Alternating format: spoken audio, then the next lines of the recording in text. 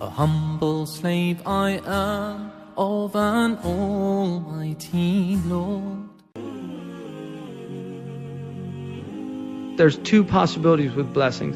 One of them is for people that show gratitude and they're increased in their blessings. And the other are people that are ingrates and they're increased by what the Quran calls istidraj.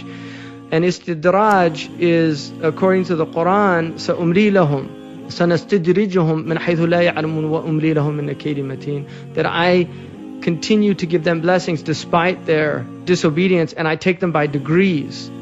And my strategy or my plan is vast. And then the other is like that. The same is true with when calamities befall. Calamities befall for different reasons. There are different possibilities.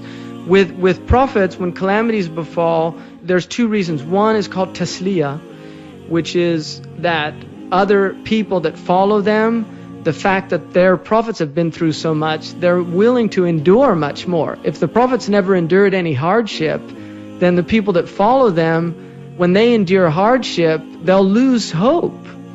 They'll think, I'm so terrible, I'm so horrible, this is why God's doing it to me. And so they'll go into a wrath, only seeing wrath. Whereas when prophets suffer immensely, they suffer for us, not for them. They don't need it. So their suffering is actually for the people that believe in them in order for them to be able to get through the world in one piece. So the Prophet ﷺ lost all of his children. He buried all of them except Fatima. So if you have 5 children and you lose one, and you remember, my God, my Prophet buried 6 of his 7 children, I mean, that certainly makes it easier for you to bear that hardship. And then you also won't fall into the trap of saying, God hates me, that's why he took away my child, because we know that God loved the Prophet Muhammad, and yet he took all 6 of his 7 children in his lifetime. So it makes you bear the hardships of the world. And also it's for what's called takfir of dhunub, that when hardships befall people that believe in God, it's a way of purifying previous wrongs. But you can also remove them by tawbah. That's why it's good to make tawbah. Somebody said, when grace meets karma, you don't want to just have all this stuff of the past that you have to deal with. It's better to try to atone for that and give sadaqah, give charity, and do things to remove those wrongs.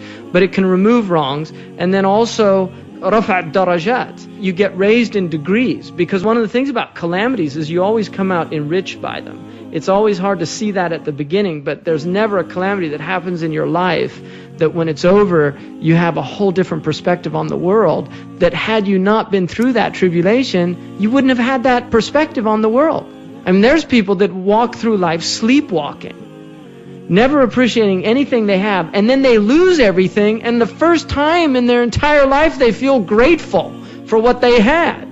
So the fact that they lost it all, if that's what it took to put them into a state of realizing that they were in blessings, it's a blessing. You know, there are many possibilities there when things happen.